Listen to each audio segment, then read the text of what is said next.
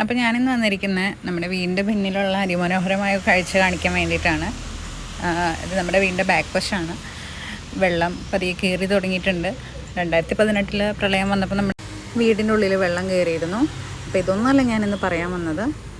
കുറച്ച് ദിവസമായിട്ട് എനിക്കൊന്നും തിരക്കുകളൊക്കെ ആയിരുന്നു. എൻ്റെ അമ്മയുടെ അമ്മ ഹോസ്പിറ്റലൈസ്ഡ് ആണ്, ചെറിയ ചുമയും പനിയൊക്കെ ആയിട്ട്.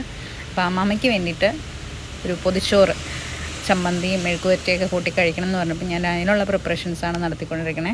അപ്പോൾ ആദ്യം ചോറ് ഇലയിലിട്ട് കുറച്ച് ഉപ്പൊക്കെ ഇട്ട് കുറച്ച് കോവയ്ക്ക ഇരിക്കുന്നുണ്ടായിരുന്നു, അതൊന്ന് ഫ്രൈ ആക്കി എടുത്തു. ഒരുപാട് ഫ്രൈ ചെയ്തില്ല, അതുപോലെ എരിവും കുറച്ച് മതി എന്ന് പറഞ്ഞുകൊണ്ട് അങ്ങനെ ചെയ്തു. പിന്നെ നോർമൽ ഒരു തേങ്ങാ ചമ്മന്തി അരച്ച്, പിന്നെ ഈ വെളുത്തുള്ളി അച്ചാർ അമ്മയ്ക്കുള്ളതാണ് കേട്ടോ.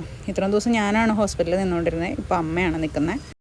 അപ്പോൾ അമ്മ ഒരുപാട് ഫുഡ് കഴിക്കില്ലാത്തതുകൊണ്ട് 2 പേർക്കോട് കൂടി ഒരു പൊതി മതി എന്ന് പറഞ്ഞു. അങ്ങനെ ഞാൻ പൊതിയൊക്കെ കെട്ടി അച്ഛൻ്റെ കയ്യിൽ കൊടുത്തയക്കാണ്. അപ്പം മറ്റു വിശേഷങ്ങളായിട്ട് വരും. ടാറ്റാ.